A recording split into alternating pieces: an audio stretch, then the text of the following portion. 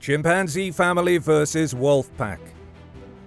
If a group of people is referred to as a wolf pack, you can assume they're doing something right. They're respected or they're revered for their bold and tenacious ways. If a group of people were referred to as a chimpanzee family, you might not think the same thing. However, perception is everything. A wolf pack is dangerous, but so is a chimpanzee family. Especially a family of angry chimpanzees, territorial chimpanzees faced with a difficult decision. So you might be shocked to know that a chimpanzee family facing off against a wolf pack, it's going to be a close one, and it might not go the way you imagine. The chimpanzee family. Chimpanzees carry around a perception of highly intelligent, highly trainable, funny, cute animals. And that can be true when they're young. But please don't get a chimp as a pet and think you can keep that guy into his later years. Chimpanzees get extremely aggressive, and the few people who own them as pets after they've reached maturity, they're no longer cuddly animals. You can't even touch them, they will attempt to harm you, and they will succeed. The less said about the woman who had her face ripped off by a chimp, the better. A little breakdown on chimpanzees, because people get confused when it comes to primates in general. So there are primates. Many species exist within the primate family. The primate family can be broken down into two sectors, monkeys and apes. Chimpanzees fall into the ape family, as do we humans. That's why they, along with bonobos, are our closest relatives. But we humans have got nothing on chimpanzees. On average, chimpanzees are 4 times as strong as humans, and that's even including humans that are bigger than them. Their muscle makeup just makes them more powerful and allows for them to have more explosive reactions, swipes, punches, kicks. Chimps usually stand at about 4'11" and weigh 160 pounds. So they're built like a short, stocky person with immense power. There are some chimps that can even reach up to 200 pounds. If we're looking at a family of chimps, there will be some varying sizes, and perhaps some that are a bit smaller than that. If we're looking at a chimp family, there will likely be some younger individuals in the group, and they're often ranging from 6 to 10 individuals. Chimps have strong, dexterous hands with opposable thumbs, and their feet are almost as dexterous as their hands, also with opposable toes. We've all seen how agile they are in the trees and their excellent climbing abilities. They're also fast on the ground, able to hit speeds of up to 25 miles per hour, but they can typically only keep that speed up about 100 meters. So in the 100-meter dash, the chimp is probably beating most Olympic athletes. Just don't ask him to do the longer distance running. Chimpanzees have 4 canines that are bigger and sharper than humans, but these teeth are a bit misleading. Even though chimps have strong jaws, they aren't carnivores, they're frugivores. This means that chimps eat mainly plants, and most of the plants they eat are actually fruits. Did you have an image of a chimp eating a banana?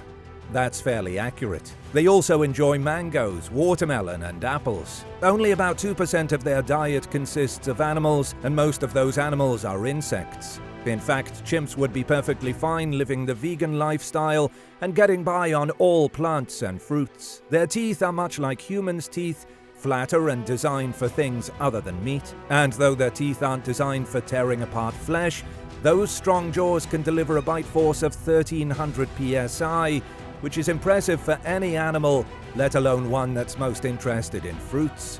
Chimps are found throughout Western and Central Africa, mainly in tropical rainforests, just as you'd expect. However, you can find them in woodlands and grasslands as well. They have the widest range of habitats out of all the apes. This family of chimpanzees that we're talking about, they see plenty of different animals in their various habitats, but they don't see many wolves in Africa. So let's go looking for the wolves to see what we find. The wolf pack. We're likely going to have to travel farther north to find our wolf pack. Then again, you might be surprised at just how wide-ranging some wolves are, and how relatively close they may be found to our chimps. When most people think of a wolf, they think of the biggest canid living on the planet, the top dog of all dogs. And the biggest wolf of them all is the most popular one, sometimes called the timber wolf, but you also may know him as the grey wolf. So, we will be investigating a grey wolf pack and learning all we can about them, sizing them up for the upcoming battle.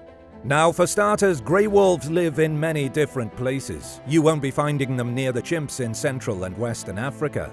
They're quite adept when it comes to living in cold environments. They thrive there, but they can adapt to warmer climates as well. In fact, they live in many different types of habitats: temperate forests, tundras, taigras, mountains, grasslands, and surprisingly to many, even deserts. Wolves are highly adaptable creatures in general. Put them in the mountains with the cold, put them in the deserts with the heat, and they'll prevail. The wolf is a powerful animal, a dangerous animal that you don't want to mess with. A wolf pack, even scarier. Before we get to why the whole pack is scary, besides the fact that that means there are many wolves, let's take a look at one singular grey wolf. A full-grown grey wolf will reach about 6.5 feet long, and they typically weigh between 140 to 160 pounds, but they can even hit 180 pounds. These canids are extremely muscular animals, but maybe not muscular in the way you'd initially think. There are felines like lions and tigers that are ambush predators, built to jump into action and hoping to take their prey down immediately. Wolves are endurance hunters. They don't care if the hunt goes long. That's what they're built for. They're like the marathon runner that can just keep going and going and going.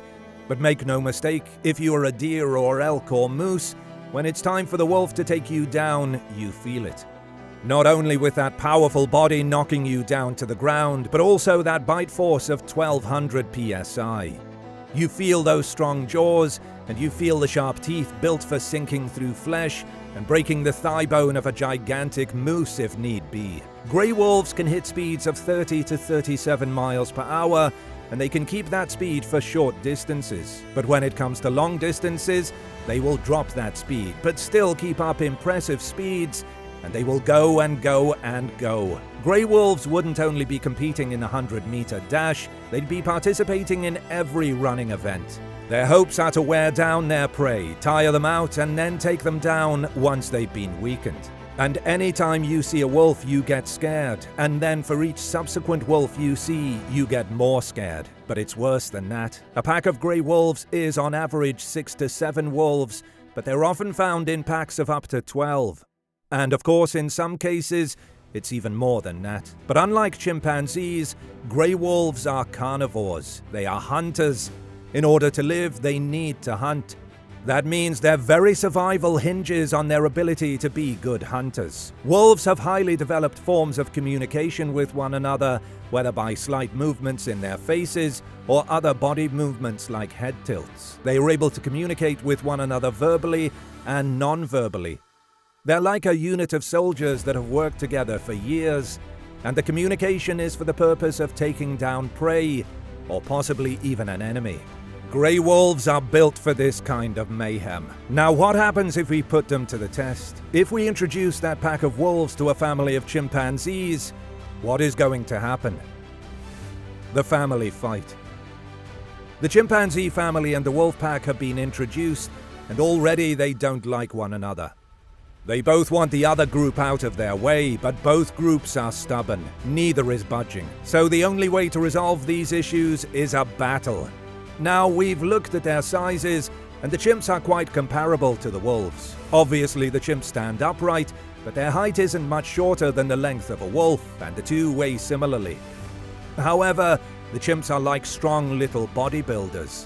They're dexterous with their arms and hands, and can do damage with actual punches and swings and swipes. They have the advantage in a close battle with their grappling skills, but don't underestimate what a wolf can do in a close battle. They'd prefer to give chase and attack that way, but wolves are powerful, and they'll rely more on their bite to do damage, and do damage it will. Surprisingly, the chimp has a more powerful bite than the wolf, but power is one thing. And yes, both have powerful jaws, and the chimp's jaws can exert more force.